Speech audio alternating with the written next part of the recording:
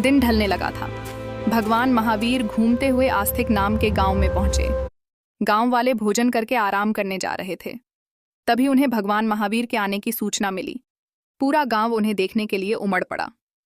भगवान महावीर जिस जगह ठहरे हुए थे वहीं शूलपाणी नाम का एक राक्षस रहता था। वह अपने हाथ में शूल जैसा एक नुकीला हथियार रखता था। इसी कारण उसका नाम शूलपाणी पड़ गया। उसके पास कौशिक नाम का एक विषैला सांप था। भगवान महावीर एक पीपल के पेड़ के नीचे बैठ गए। थोड़ी ही देर में वहां सारा गांव इकट्ठा हो गया भगवान महावीर की बात सुनने के लिए।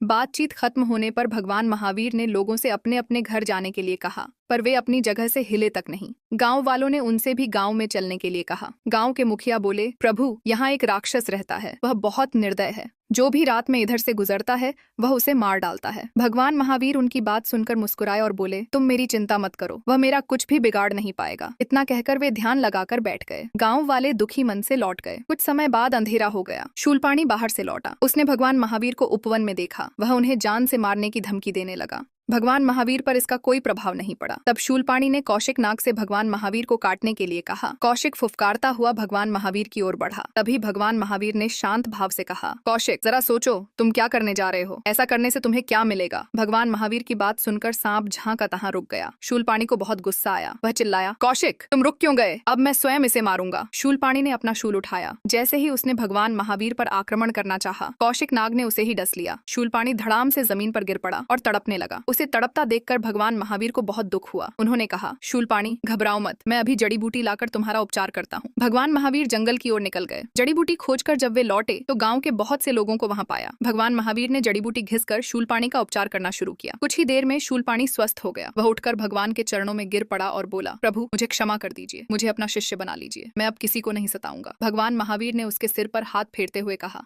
आज से तुम मेरे शिष्य हुए, अब दूसरों को सताना छोड़ दो। महावीर स्वामी से मिलने के बाद से शूलपाणी का जीवन ही बदल गया। पहले लोगों को सताने वाला शूलपाणी अब लोगों की सहायता करने लगा।